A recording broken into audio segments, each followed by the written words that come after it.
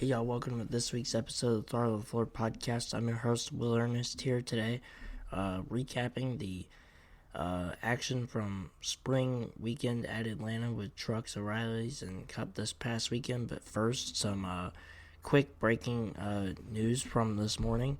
13-year-old Keelan Harvick, aka Kevin Harvick's son, he signs with Toyota Racing Development today, even though his father, Kevin Harvick, never drove for Toyota once in his career. But, Keelan Harvick is going to keep developing in late models and stuff throughout the country, being that he's still got, 2 or 3 years before he can even progress up the NASCAR ranks. But, he said it himself, that's what he wants to do. He wants to go Cup racing just like his dad, so...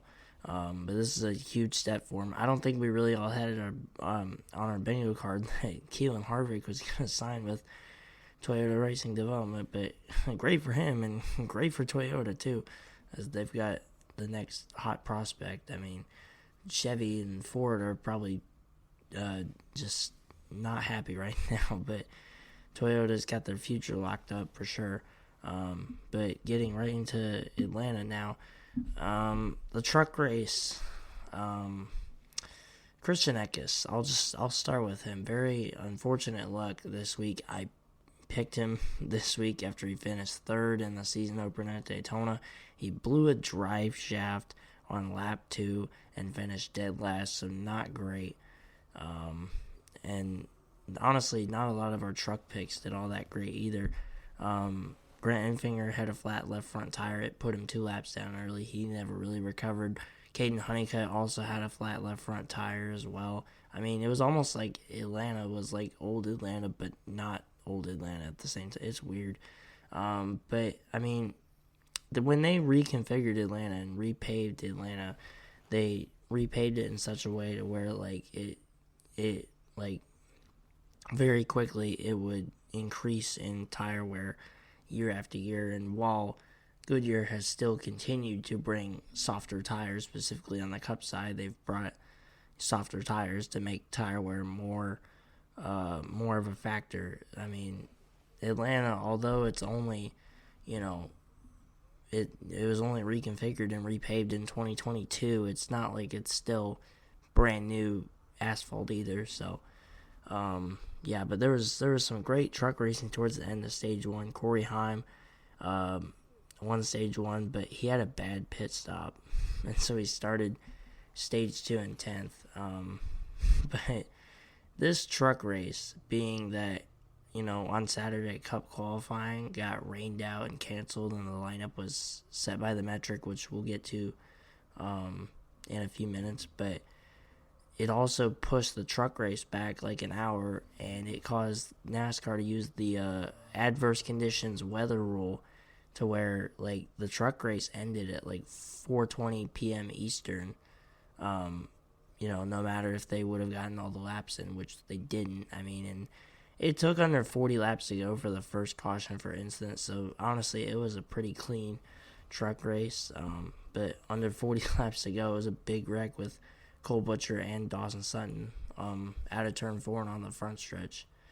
But, just the big story with the truck race, other than just the weather and the time running out, Kyle Busch, he took the lead late in the race, and he hanged on with help from Carson Hocevar in another Spire truck as they finished 1-2. But Kyle Busch, he goes on to win 3 in a row in this Atlanta truck race. It's his 9th Truck Series win at Atlanta. 9 truck wins at Atlanta alone. And it's his 68th overall Truck Series win, which extends his record for the most truck wins all time, as he's the all-time truck wins leader, as he's also the all-time National Series wins leader when you add up Cup, O'Reilly's, and Truck. But speaking of O'Reilly's, man, the O'Reilly's race was something. Let's just start with Corey Day for the second week in a row. He showed a lot of good flashes. He ended up finishing 4th in this race, but he caused multiple pileups today that took out a lot of good race cars. And Yeah, but Jesse Love, he had the car to beat in the middle of this race, as it was interesting being that RCR, they started mid-pack, especially Austin Hill. I mean, Austin Hill starting 20th in the field on not just a regular racetrack, but on a super speedway, on a drafting track, at his home track, mind you. It was very untypical of him, but I mean, after a late red flag with 10 laps to go, you had Ross Chastain, who was running for Jordan Anderson Racing in the 32. He was holding everybody back until Austin Hill got by, and it looked like Austin Hill was going to claim another drafting track win despite starting all the way back in 20th. But then on the last lap, you had Chastain get into Hill and in turn 3, and Hill slid, somehow did not collect half the field. There was a great save by Austin Hill. He still ended up finishing 12th, but Sheldon Creed managed to get through all the chaos, and he finally broke through to win his first O'Reilly Series race after a series record 15 runner-up finishes came before that. It's Haas Factory Team's second O'Reilly Series win after Sam Mayer at Iowa last year, and it's their first since switching to Chevrolet at the start of this season. So, yeah, just great win for Sheldon Creed there. He finally broke through, and just a crazy ending. I mean, RCR got stopped on a drafting track, like straight up beat on a drafting track. I mean, well, it's happened before, but I mean, RCR in the O'Reilly Series today is like what DEI was at super speedways in the early 2000s in the Cup Series with Dale Jr. and Michael Waltrip. So, yeah. But speaking of super speedways, on the Cup side of things, Joey Logano, he started second due to the metric, as we mentioned, with Cup qualifying being rained out. Tyler Reddick, who won the Daytona 500, he started on pole. More about Tyler Reddick later, if you don't already know. But Logano, he took the lead on lap 1, and he led the first lap, and it broke Richard Petty's record for the most all-time consecutive super speedway races led with 20, which is just remarkable, especially in this modern day and age of super speedway racing, where it seems like the lead changes. It changes hands every single lap, which there was a lot of lead changes in this race and in the first 2 races of the year, which there's another important stat that I'll mention in a few minutes. But yeah, also I want to bring this up too. It seems like as soon as we get away from the Daytona 500, Fox is just really bad with commercials. I mean, just in the first stage, I'm pretty sure there was like 2 or 3 commercials, and it was only like 60 laps. I mean, we had a commercial within the first like 12 laps of the race. I mean, what are we doing, Fox? Like, we just got started, now we're having commercials again. I mean, at least basically all of them were side-by-side commercials, but still, it's too many commercials. I mean, do something else or something, I don't know, but yeah. I want to talk about Carson Hocevar because not only did he provide everybody with a roller coaster ride, he provided me with a roller coaster ride, as I picked him for the second straight week, and for the second straight week, he almost pulled it off. But Carson Hocevar, he started 15th, and he was charging up through the field for a bit, but then he had a right front tire go down and ended up like 3 laps down, fought the leaders, got some lucky cautions, especially in stage 2, got back on the lead lap and battled his way back through the field. More on him in a few minutes as well. The end of this race was crazy, but back to the front of the field, Austin Cindric managed to win stage 1 in the Auto Trader car. That's about all he did in this race. Pretty much, I mean, and we talked about it on the preview show on Friday. You know, was Penske going to show up? And at different points in this race, Penske did show up for sure, but none of them won. And none of them, I mean, only Blaney finished 10th, but Logano finished 18th, and Cindric, I believe, finished like 30th, if I'm not mistaken. Let me double check that. I'm pretty sure he finished 30th. I know he started 30th, but I'm pretty sure he finished out back as he got caught up. Okay, no, he was 26th. So yeah, not great for Penske. I mean, only Logano has the 2 wins at Atlanta, but I mean, on the new configuration, Blaney has a win in Atlanta, but it's on the old configuration back in the spring of 21. So yeah, also Chase Elliott, man. I mean, he had another decent race, but he had to battle back just like Carson Hocevar. He overshot his pit box and had a really bad pit stop. Restarted out back and pretty much had to spend all of stage 2 dodging all those wrecks and getting back up through the field. But yeah, stage 1 went caution free from incident. Stage 2 was about the exact opposite. It started with Ty Gibbs and Josh Berry. They got into a big crash over in turn 3. I mean, Ty Gibbs, he came down into the infield grass, and because of the strong winds at Atlanta this week, plus with the storms and cold front, but mostly just the fact that there was a ton of wind, the pipes on his car, when they backfired, it lit the grass on fire because it was so dry.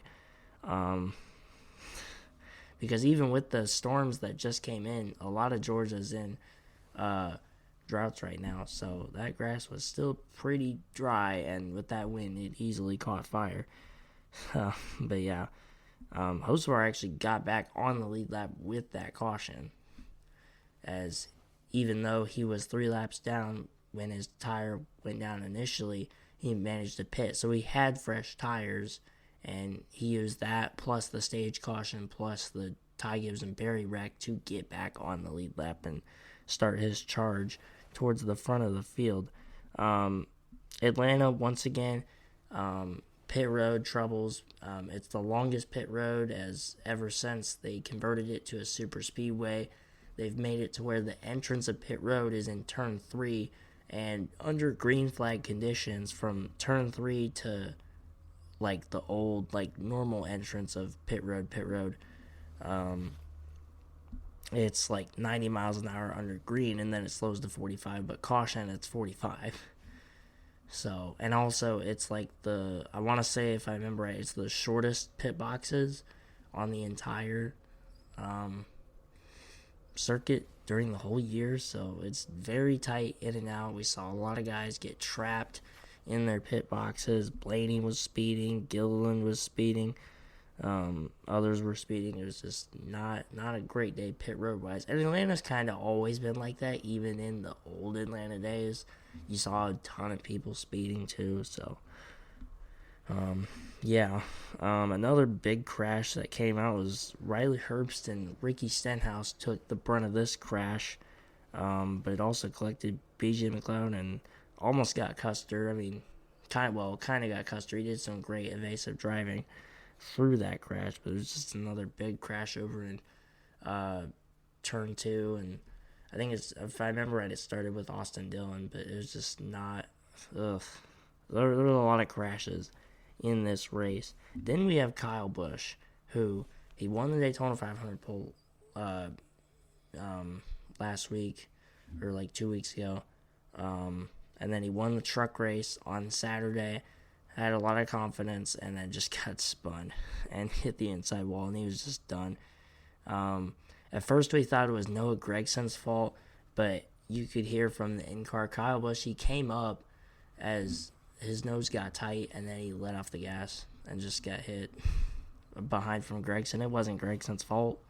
I mean, sure, 2 Las Vegas drivers just got involved with each other, but it wasn't Gregson's fault. So, just another rough time for Kyle Busch. And then some more tight racing at the end of stage 2. And then for some reason, Larson, he came from pretty much the top groove, 3 wide, and he came down, but I guess SVG was in his blind spot or something, and he didn't see him, and he took himself and SVG out. SVG was fine after spin number 1. He'd end up spinning again later in the race, and he still went on to finish 6th, as we'll talk about. Larson, meanwhile, came across the track and hit the inside wall and took himself out of the race. As that sucked, as he was arguably one of the best cars in the middle portion of the race before he took himself out. So who knows what he would have been able to do had he not wrecked himself, pretty much. But yeah, Bubba Wallace, he won stage 2. It confused a lot of people because Fox's bad camera angling showed Byron winning, clearly quote unquote winning the stage, but apparently NASCAR threw the caution when Bubba was still in front of Byron, so Bubba gets credited with the stage win. Yeah, as we mentioned, SVG spun again. I mean, it's just crazy how he managed to come back from 2 spins to finish 6th, but I think there was an even crazier comeback that we'll begin to talk about here. Logano sparked a wreck himself. He came up the track out of turn 4. He got into Denny Hamlin, and he sparked a multi-car wreck on the front stretch. It took out Connor Zilic, but most notably, it involved, of course, Hamlin and Tyler Reddick. And Reddick lost his right front fender, and somehow he managed to do what he did, which we'll talk about in a moment. But first, we got to go back to Mr. Carson Hocevar, the Hurricane. It was his turn. Back involving Joey Logano, but instead of Logano driving away free, Hocevar came up out of turn 4 and turns Logano into the infield with just over 20 laps to go. So, yeah. I don't really want to say it's Hocevar's fault or Logano's fault. It's just racing. I mean, it's less than 20 to go at this point. But then there was another big wreck with 6 to go when Byron, he must have had like a tire issue or something, but he hit the wall and he cut a tire and he was plummeting like a rock, and then he got clipped by Austin Cindric and spun and took out the back half of the field. So we went to overtime. Back to Hocevar. So the restart, it was Bubba on the bottom and Bell on the top, and then you had Hocevar behind Bell. Hocevar tried to go down, just, they're coming out of the quad oval heading towards turn 1. Hocevar tries to come down and shoot the middle in between Bubba and Bell, and I mean, when I first saw it, I don't really see a gap, and I still kind of don't really see a gap, but at the same time, I can see Hocevar's split-second decision thinking, there's just enough of a hole. I think what he was thinking was, there's a hole here, I can wedge myself in and use almost like brute force to get either alongside with Bubba for the lead or clearing the lead or whatever. But I doubt that he intended to hit Bell, who careened into the outside wall and destroyed his car. He ended up finishing 21st, the last car in the lead lap, but that sent it to double overtime. And in double overtime, you kind of had like 2 different, I guess, matchups, but more like setups, I guess. On the bottom, you had Bubba Wallace, and then Tyler Reddick, and then even though Tyler Reddick had no right front fender, and then Chase Briscoe. So 3 Toyotas, including, Reddick and Bubba, who were for 2311, aka Michael Jordan. And then on the top lane, you had Hocevar in a Spire car. And then you had Chastain in a Trackhouse car. Suarez in a Spire car, but he used to drive for Trackhouse. And then SVG also in a Trackhouse car. So essentially 4 against 3, but it didn't really play out that way. Some could say that Toyota just got a better push on the bottom. Some could say that Toyota got a better push on the bottom because of their body style. It has a flat nose. It's been proven that it's been pretty good for pushing, as we've seen. But when the overtime restart happened, you had Bubba cleared into the lead, and then he came up too high, and then Hocevar managed to shoot the middle, so it was Reddick and Hocevar coming off of turn 4, coming to the white, but Briscoe was on the bottom pushing Reddick, and Hocevar didn't really have any help behind him at that time. Both Reddick and Briscoe were easily able to clear. Hocevar started dropping like a rock. Chastain passed him. Suarez, SVG, all pretty much passed him. He was like 6th. He almost got wrecked like twice on that last lap. But coming out of turn 4, Hocevar was able to get past for 4th, but he couldn't really mount a charge, despite having more Chevys up front than there were Toyotas. But yeah, so Tyler Reddick, he emerges in double overtime despite losing his right front fender less than like 50 laps before the end of the race to win his 2nd race in a row to start the year. It's his first win at Atlanta, which is also, being that it's his 10th career win, all 10 of those career wins are 10 different tracks. And it's his 3rd win at a drafting track, which of course includes the Daytona 500 from the week before. I mean, just no right front fender.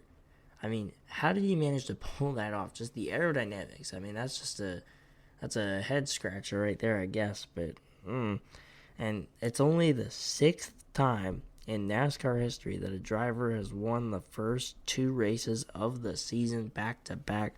The last time that happened was NASCAR Hall of Famer Matt Kenseth in 2009 when he won the Daytona 500 for the first time, along with he eventually won it in 2012, and then he won in 2009 right after the 500. He won at Auto Club in California. So, but none of those 5 previous drivers won 3 straight to start the year, and Reddick has a great chance to become the first to win the first 3 races of the season back to back to back. As, of course, Cup is going to Circuit of the Americas next weekend, and Reddick won there in 2023. His worst finish there at COTA is 9th, and he started on pole last year and finished 3rd. So, yeah, but it's not like any of us can pick Reddick, but in terms of our picks, it was interesting. I picked Hocevar, as previously mentioned. He finished 4th, led 2 laps. Once again, for the 2nd straight week, he was right there at the end, but just could not pull it out. I mean, he is right there, man. I mean, I feel like he's going to pull something out at, like, Texas or something in May. I don't know. We'll see. Evan was not so fortunate. Another finish outside the top 30. This time it officially registers as a DNF. Stenhouse, it wasn't a bad pick initially, especially since Stenhouse started up front, but he got caught up in that wreck with Riley Herbst. He took pretty much the beating of that wreck. I mean, you could see the radiators. That front end was all smashed up, but Evan didn't lead any laps. DNF in 36th. He is in a big hole in the point standings, just like I'm in a big hole in trucks, and Haley's in a big hole in O'Reilly's, as you'll see in a minute. Haley, speaking of which, she picked Chase Elliott for the 2nd week in a row. He finished 11th and led 11 laps. Not quite a total recovery from that overshooting the pit box, but could have been a lot worse. Stacy picked Logano, who led 26 laps, only finished 18th. He didn't really show up in the last 20 laps after Hocevar turned him around. He was just kind of trapped back there. Bernardo picked Blaney, who finished 10th and led 6 laps. Blaney was up front for a good portion of this race, but then he was just kind of quiet. It's not like he got caught up in a wreck. He was just kind of just chilling. I mean, that sounds wrong, but, he wasn't, contending for the win. He didn't have a winning car, but it's not like he was riding around in 25th. And then Noah, he picked Christopher Bell, who almost won this race, almost won this spring Atlanta race for the second year in a row. He was second and first on the outside row on that first overtime restart until Hocevar got into him. And yeah, so Bell gets credited with 21st with 9 laps led. But I mean, Bell, he last year this Atlanta race was what started 3 straight wins for him, which included Coda and Spring Phoenix. So I mean, he's the defending winner of the next 2 races as well. So we'll see how that goes. But yeah, of course, the preview for Coda, for Cup and O'Reilly's, and Trucks and IndyCar. Yeah, IndyCar's back. Trucks and IndyCar will be at St. Pete. That preview won't be till Friday, but yeah, so Cup standings. Me and Haley, when I did the math late Sunday night, we actually scored the same amount of points. So Haley still leads me by 5 points heading into Circuit of the Americas on the Cup side next weekend. Bernardo's 19 back, Stacy's 22 back, Noah's 33 back, and Evan, as we mentioned, in a big points hole, he's 69. Nice points back. I mean, not nice for the points gap, but yeah. So O'Reilly's wise, I picked Jesse Love for the second straight week. He was right there. He won stage 1, finished 5th, led 31 laps, which was the second most, but just couldn't get it done. There was a lot of attrition in the O'Reilly's race. Evan DNF'd with Harrison Burton and finished 35th. Haley DNF'd with Allgaier, finished 33rd. Noah DNF'd with Sammy Smith, finished 30th. Stacy picked Brandon Jones, who finished 10th, so not a DNF. Good top 10 run there, but the big winner is, once again, Bernardo. You'll notice that there's a trend of a lot of 2 straights here. Bernardo with 2 straight O'Reilly's wins. Stacy, as you'll hear about, had 2 straight truck wins. I had 2 straight truck DNFs. Haley had 2 straight O'Reilly's DNFs. Reddick with 2 straight wins to open the year on the Cup side. So, yeah, but Bernardo somehow just a shot in the dark with Sheldon Creed and manages to get his first win. Sheldon Creed, after 15 second-place finishes and O'Reilly Series record, gets his first win, leads 17 laps. I mean, just Sheldon Creed, just managed to pull that out. And still a great save by Austin Hill, but it totally just gets Sheldon Creed that monkey off his back. And we still got another, 31 races left in the O'Reilly season. Haas factory team could go on a run, with Chevy equipment. Who knows? But O'Reilly standings, Bernardo is in complete control right now. He leads me by 63 points. So, yeah. And then Stacy by 73, Noah by 100, Evan by 101, and Haley, as we mentioned, big points gap, 118 back. And mind you, the most amount of points that you can make up on one driver in our points with our points format that we use, which is on the NASCAR side, is just normal points plus 5 for leading lap, 5 for the most laps led, 1 point for the pole.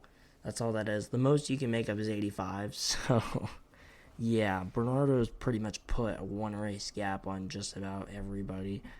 So, Stacy's kind of done the same thing almost in trucks, but we'll get to that in a minute. Truck results, as we mentioned, I picked Christian Eckes. He did good at Daytona, and then his drive shaft said, I want to go to St. Petersburg, Florida, and broke after 2 laps. It said, I don't like how it's 35 degrees in Atlanta right now. I want to go to Florida. So it broke after 2 laps, and me and Eckes finished dead last, and I finished 36th, DNFing for the second week in a row. So not great for me in the points, as you'll see in a minute.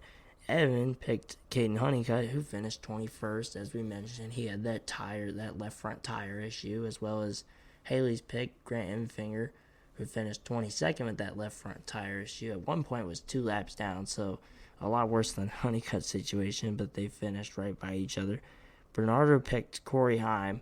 Atlanta, his home track. His Heim's from Marietta, Georgia. But won stage 1, finished 5th, led 6 laps.